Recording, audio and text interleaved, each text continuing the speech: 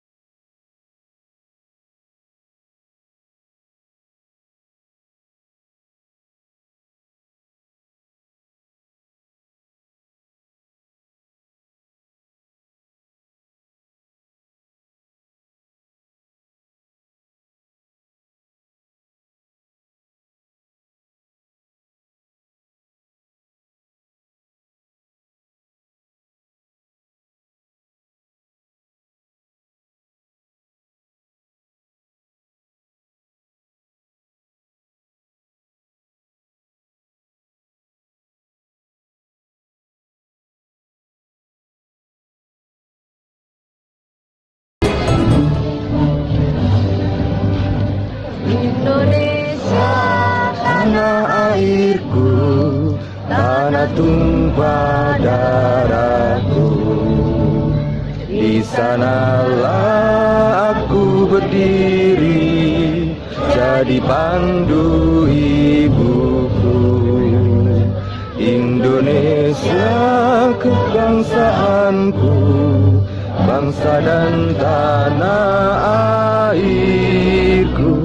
Marilah kita berseru, Indonesia bersatu. Hiduplah tanahku, hiduplah negeriku, bangsaku, rakyatku semuanya. Bangunlah jiwanya, bangunlah badannya untuk Indonesia Raya. Indonesia Raya, merdeka, merdeka, tanahku, negeriku yang ku cinta. Indonesia Raya, merdeka, merdeka.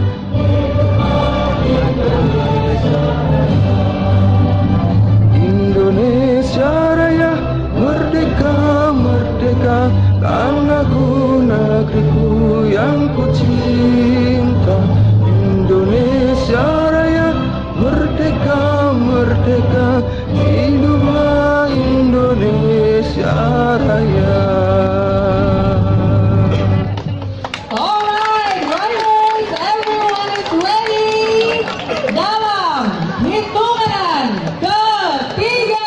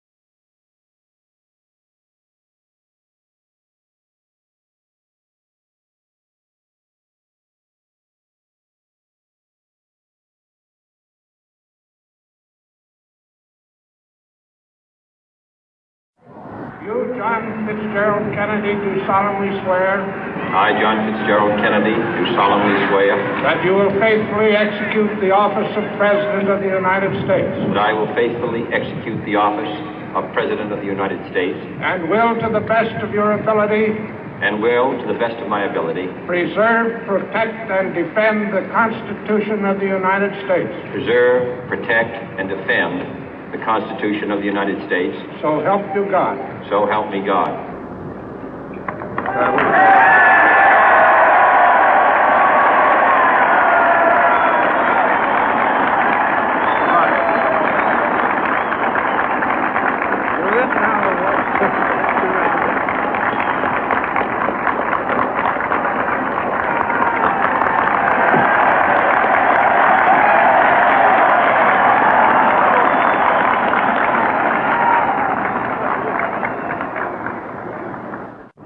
Vice President Johnson, Mr. Speaker, Mr. Chief Justice, President Eisenhower, Vice President Nixon, President Truman, Reverend clergy, fellow citizens.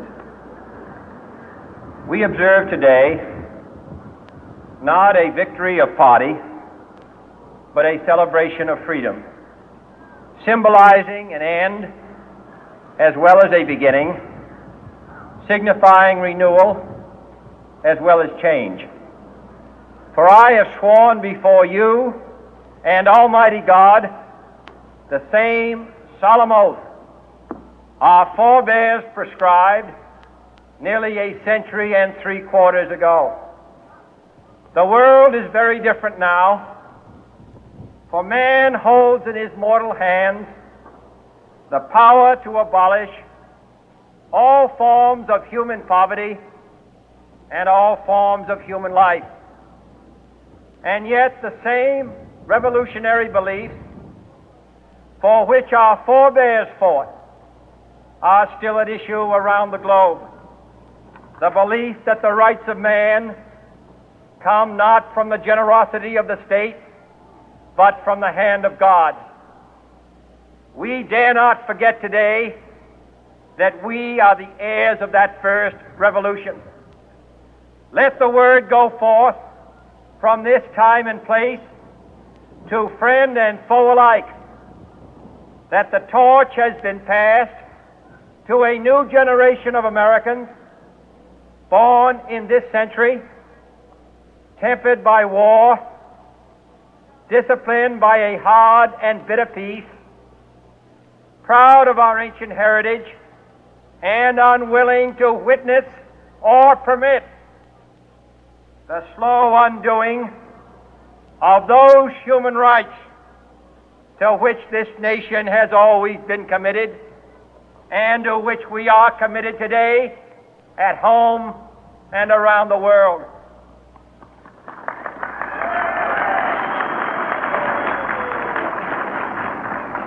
Let every nation know, whether it wishes us well or ill, that we shall pay any price, bear any burden, meet any hardship, support any friend, oppose any foe to assure the survival and the success of liberty.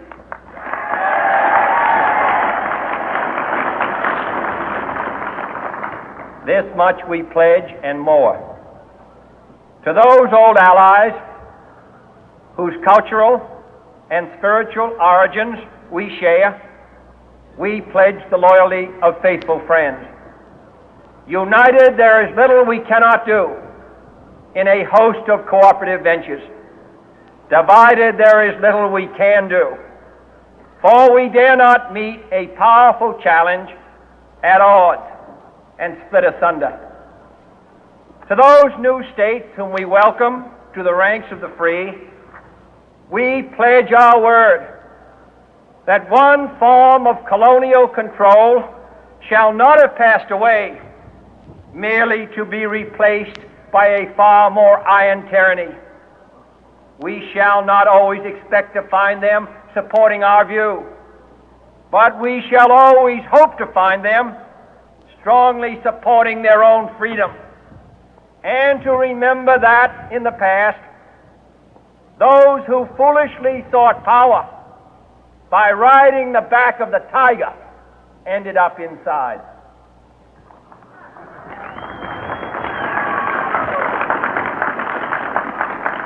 To those people in the huts and villages of half the globe struggling to break the bonds of mass misery, we pledge our best efforts to help them help themselves for whatever period is required, not because the communists may be doing it, not because we seek their votes, but because it is right.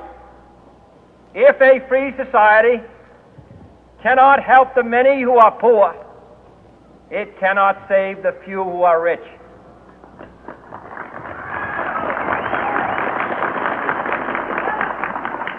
To our sister republics south of our border, we offer a special pledge to convert our good words into good deeds, in a new alliance for progress, to assist free men and free governments in casting off the chains of poverty. But this peaceful revolution of hope cannot become the prey of hostile powers. Let all our neighbors know that we shall join with them to oppose aggression or subversion anywhere in the Americas. And let every other power know that this hemisphere intends to remain the master of its own house.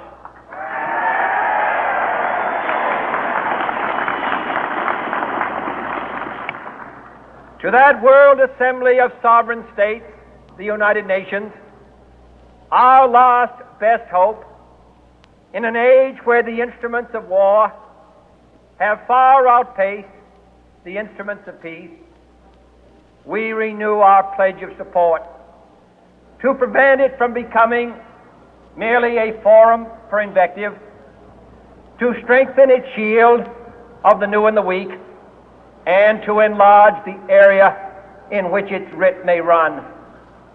Finally, to those nations who would make themselves our adversary, we offer not a pledge, but a request that both sides begin anew the quest for peace.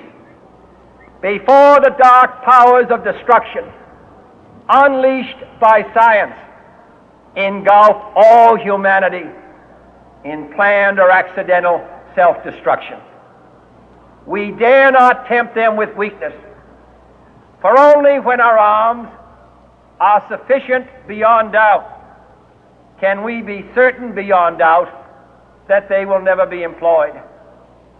But neither can two great and powerful groups of nations take comfort from our present course, both sides overburdened by the cost of modern weapons, both rightly alarmed by the steady spread of the deadly atom, yet both racing to alter that uncertain balance of terror that stays the hand of mankind's final war.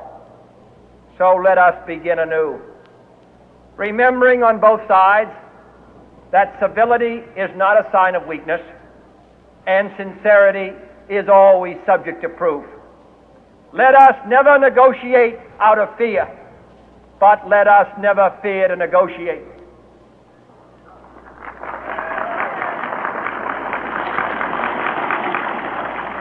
Let both sides explore what problems unite us, instead of belaboring those problems which divide us.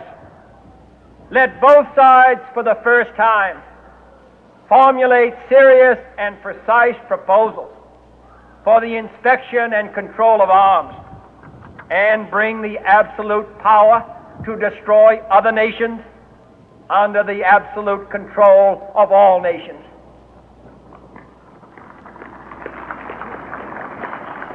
Let both sides seek to invoke the wonders of science instead of its terrors.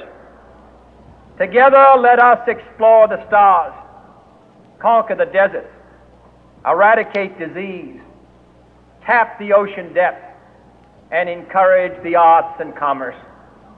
Let both sides unite to heed in all corners of the earth the command of Isaiah to undo the heavy burden and let the oppressed go free.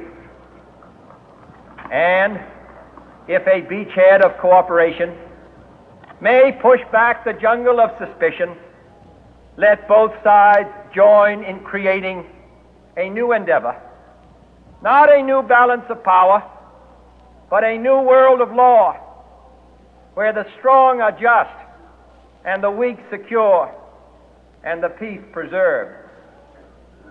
All this will not be finished in the first 100 days, nor will it be finished in the first 1,000 days, nor in the life of this administration, nor even perhaps in our lifetime on this planet.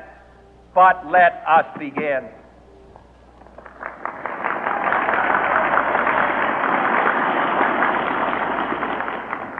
In your hands, my fellow citizens, more than mine, will rest the final success or failure of our course.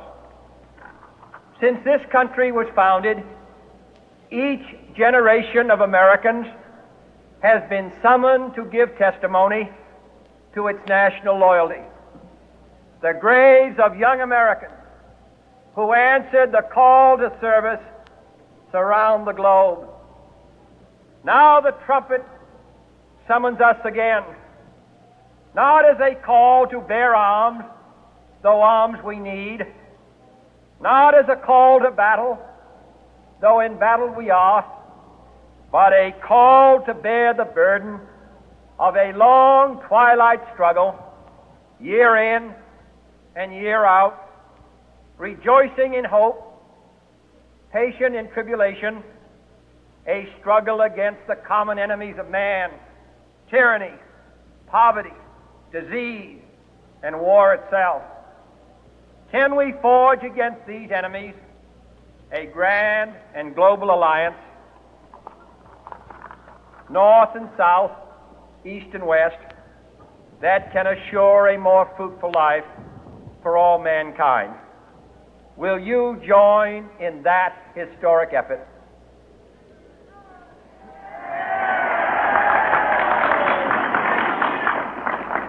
In the long history of the world, only a few generations have been granted the role of defending freedom in its hour of maximum danger. I do not shrink from this responsibility. I welcome it.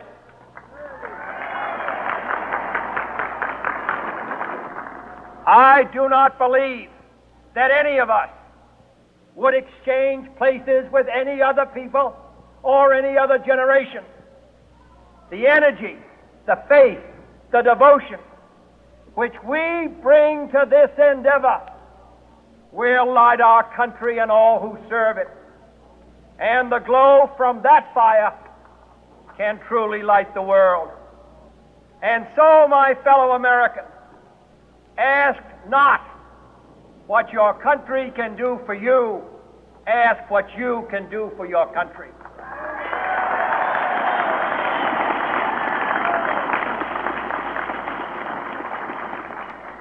My fellow citizens of the world, ask not what America will do for you, but what together we can do for the freedom of man.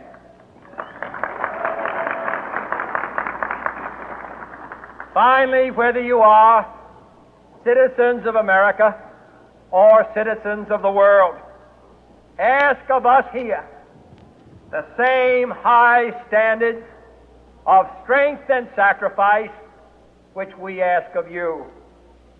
With a good conscience, our only sure reward, with history the final judge of our deeds, let us go forth to lead the land we love, asking His blessing and His help, but knowing that here on earth God's work must truly be our own.